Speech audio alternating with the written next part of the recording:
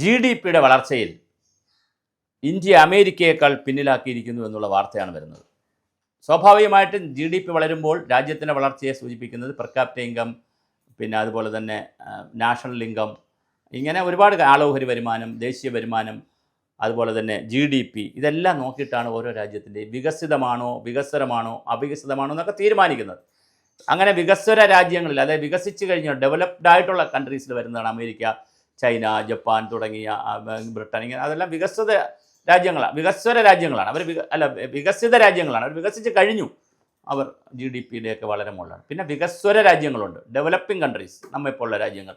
പിന്നെ അൺവികസിത രാജ്യങ്ങളുണ്ട്, under development. അത് development ഒന്നും ആഫ്രിക്കൻ രാജ്യങ്ങളിൽ പലതും അങ്ങനെയാണ്.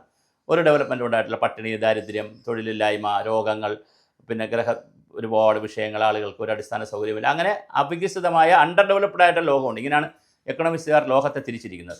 ഇതിൽ വികസ്വര രാജ്യമായ ഇന്ത്യ വികസിത ഇന്ത്യയിലേക്ക് മാറുന്നു എന്നുള്ളതാണ് പുതിയ കാഴ്ച.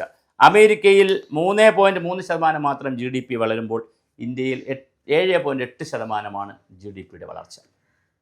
സുഭാഷിതം ഡിജിറ്റൽ ചാനലിലേക്ക് എല്ലാവർക്കും സ്വാഗതം. ഈ ചാനൽ കാണുക, സബ്സ്ക്രൈബ് ചെയ്യുക, ഞങ്ങൾക്ക് ആവശ്യമായ എല്ലാ സഹായം ചെയ്തു തരിക, സംഭാവന നൽകുക, പരസ്യങ്ങൾ നൽകുക, നിങ്ങളുടെ വിഷയങ്ങൾ ഞങ്ങൾ അറിയിക്കുക, പരമാവധി സബ്സ്ക്രൈബ് ചെയ്യുക. ഈ വർഷം ജൂലൈ സെപ്റ്റംബറിൽ 5.4% പിന്നെ കഴിഞ്ഞ ജൂലൈ സെപ്റ്റംബറിൽ കഴിഞ്ഞ വർഷത്തെ ജൂലൈ സെപ്റ്റംബറിൽ 5.4% ഒക്ടോബർ ആകുമ്പോൾ 5.6, പിന്നെ ജനുവരി മാർച്ച് ആയപ്പോൾ 7.4, ഏപ്രിൽ മുതൽ ജൂൺ ആയപ്പോൾ 7.8% നമ്മുടെ GDP-യുടെ വളർച്ച. അമേരിക്കയുടെ ഞാൻ സൂചിപ്പിച്ചു, ഇത് US-ൻ്റേത് 3.3% മാത്രമാണ്.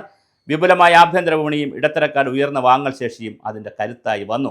കാരണം ഇടത്തരക്കാരുടെ കയ്യിൽ കൂടുതൽ പണം വരുന്ന രീതിയിൽ, കാരണം കർഷകർക്ക് പൈസ കൊടുക്കുന്ന രീതി, 6000 രൂപ കൊടുക്കുന്ന രീതി, അങ്ങനെ ഒരുപാട് കാര്യങ്ങളിൽ പരിഷ്കാരങ്ങൾ വന്നതിൻ്റെ ഭാഗമായി ഇടത്തരക്കാരിൽ ഒരുപാട് പൈസയുണ്ടായി. കാർഷിക ഉൽപ്പാദനം മെച്ചപ്പെട്ടതോടെ വിദേശക്കയറ്റം കുറഞ്ഞതിനാൽ ഉപഭോഗം കൂടുന്നു. വിദേശക്കയറ്റം, കാർഷിക ഉൽപ്പാദനങ്ങൾ ഒരുപാട് ഉണ്ടാകുകയും ചെയ്തു, എന്നാൽ അതെല്ലാം വിദേശത്ത് പോകുന്നുമില്ല.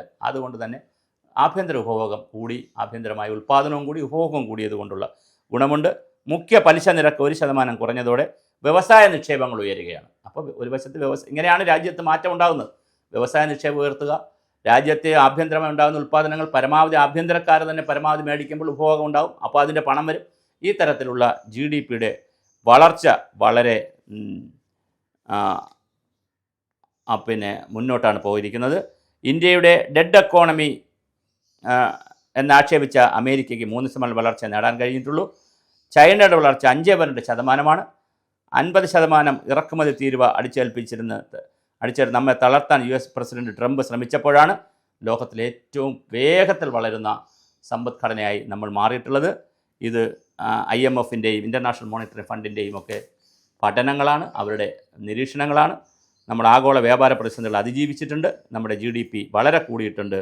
7.8% വളർച്ച 15 മാസത്തിനിടയിൽ ഏറ്റവും ഉയർന്ന വളർച്ചയിലേക്കാണ് GDP എത്തിയിരിക്കുന്നത്. എന്തായാലും നമുക്ക് റിസർവ് ബാങ്കിൻ്റെ 6.5% ആകുമെന്ന പ്രവചനം മറികടന്ന മുന്നേറ്റമാണ് ഏപ്രിൽ ജൂൺ മാസങ്ങളിൽ. അപ്പോൾ നമ്മുടെ പ്രവചനത്തേക്കാൾ മുന്നോട്ട് നമ്മൾ പോയിരിക്കുകയാണ്. ഇനി അടുത്ത സേവന മേഖല 9.3% വളർച്ചയാണ് കരുത്തായത്. വ്യവസായത്തിൽ 7.7%, അതുപോലെ തന്നെ നിർമ്മാണ രംഗത്ത് 7.6% വളർച്ച ഉണ്ടാവുകയുടെ. കാർഷികോൽപ്പാദനം 3.7% ഉയർന്നു. ഖനന മേഖലയിൽ 3.1% ഉയർച്ച, ഇടിവുണ്ടായി. അപ്പോൾ എല്ലാ മേഖലയിലും വളരുന്നു, ചില മേഖലയിൽ കുറവ് വരുന്നു. എന്തായാലും തീർച്ചയായിട്ടും വിപുലമായ ആഭ്യന്തരമായിട്ടുള്ള വിപണിയും ഇടത്തരക്കാരുടെ വാങ്ങൽ ശേഷിയുമൊക്കെ കൂടിയതിൻ്റെയൊക്കെ ഫലമായി മനോഹരമായ രീതിയിലാണ് ഇന്ത്യയുടെ GDP കൂടുന്നത്. ഇനി ഇതിൻ്റെ ഗുണഫലം സാധാരണക്കാർക്ക് കിട്ടണം. അങ്ങനെ ഒരു കാര്യമുണ്ട്. രാജ്യത്ത് ഇത് കൂടിയതുകൊണ്ട് മാത്രം കാര്യമില്ല, ഇതിൻ്റെ ഗുണഫലം കിട്ടണം. ഇപ്പോൾ സ്വച്ഛ ഭാരതിലൂടെ ആളുകൾക്ക് ലാറ്റൻ എല്ലാവർക്കും കിട്ടി. ഗ്യാസിൻ്റെ കണക്ഷനിൽ വലിയ പ്രശ്നമില്ല. പെട്രോളിൻ്റെ വിലയും ഡീസലിൻ്റെ വിലയും വല്ലാതെ കൂടുന്നില്ല, അതിപ്പോൾ ഒരു സ്റ്റാഗ്നൻറ്റിൽ നിൽക്കുന്നു. അതുപോലെ തന്നെ റേഷൻ എല്ലാവർക്കും കിട്ടണം, അടിസ്ഥാന സൗകര്യങ്ങൾ കിട്ടണം, റോഡ് കണക്ടിവിറ്റി എല്ലാവർക്കും കിട്ടണം, പിന്നെ ഫോൺ കണക്ടിവിറ്റി കിട്ടണം, ഇലക്ട്രിസിറ്റി കണക്ടിവിറ്റി കിട്ടണം. ഇങ്ങനെ ഒത്തിരി കാര്യങ്ങൾ കിട്ടാനുണ്ട് ഇനി ഇന്ത്യയിൽ. ഇതെല്ലാം കിട്ടണം. കാരണം GDP-യുടെ വളർച്ച രാജ്യത്തെ പാവപ്പെട്ടവന് കൂടി കിട്ടുമ്പോഴാണ് ആ രാജ്യം ഡെവലപ്ഡായി, അല്ലെങ്കിൽ ആ രാജ്യം വികസിതമായ രീതിയിലേക്ക് പോകുന്നു എന്ന് പറയാൻ കഴിയുക. അതിനിയും ഒരുപാട് കാലം മുന്നോട്ട് പോകാനുണ്ട്. അതിനുള്ള നയങ്ങളും പരിപാടികളുമാണ് കേന്ദ്ര സർക്കാരും സംസ്ഥാന സർക്കാരുകളും രൂപീകരിക്കേണ്ടത്. എന്തായാലും ഇപ്പോൾ ശുഭകരമായ വാർത്തയാണ്. GDP-യിൽ നമ്മൾ വലിയ വളർച്ചയാണ് ഉണ്ടാക്കിയിരിക്കുന്നത്. ചൈനയേക്കാൾ, അമേരിക്കയേക്കാൾ വലിയ വളർച്ച ഇന്ത്യൻ GDP ഉണ്ടാക്കിയിട്ടുണ്ട്. കുതിച്ച് ഇന്ത്യയിൽ GDP പോകുന്നുണ്ട്. അത് വലിയ മാറ്റം ലോകത്തുണ്ടാകും. ഇപ്പോൾ നമ്മൾ മൂന്നാം സ്ഥാനത്താണ്. ഇന്ത്യ, അമേരിക്ക, ചൈന കഴിഞ്ഞാൽ ഇന്ത്യ മൂന്നാം സ്ഥാനത്തേക്ക് പോയിട്ടുണ്ട്. ജർമ്മനിയെയും ബ്രിട്ടനെയും എല്ലാം നമ്മൾ താഴെ മാറ്റിയിട്ടുണ്ട്. ഇനി നമുക്ക് അടുത്ത സ്ഥാനങ്ങൾ കിട്ടുമോ അത് കുറച്ച് പ്രയാസമുണ്ട്. കാരണം ചൈന വളരെ ഉയരത്തിലാണ്, അമേരിക്ക അതിനേക്കാൾ ഉയരത്തിലാണ്. അപ്പോൾ അത് കടക്കാൻ ഒരുപാട് സമയമെടുക്കും. എന്നാൽ പോലും നമ്മൾ ലോകത്തിലെ ഏറ്റവും വലിയ മൂന്നാമത്തെ ശക്തിയായി മാറുന്നത് ചെറിയ കാര്യമല്ല. അത് നടക്കട്ടെ. കഴിഞ്ഞ നിരവധി വർഷങ്ങളായി മൻമോഹൻ സിംഗിൻ്റെ കാലം മുതൽ നടപ്പിലാക്കുന്ന നവ ലിബറൽ നയങ്ങളുണ്ട്. ഒരുപാട് കാര്യങ്ങളുണ്ട്. ഒരു ദിവസം രാവിലെ അല്ലല്ലോ ഇതെല്ലാം കൊണ്ട് നടക്കുന്നത്. അപ്പോൾ എന്തായാലും നമ്മുടെ രാജ്യത്തിൻ്റെ സമ്പദ്ഘടന ലോക സമ്പദ്ഘടനയോട് കിടപിടിക്കുന്ന, മത്സരിക്കുന്ന നിലയിൽ വളർന്നു എന്നുള്ളത് നമുക്ക് അഭിമാനിക്കാം.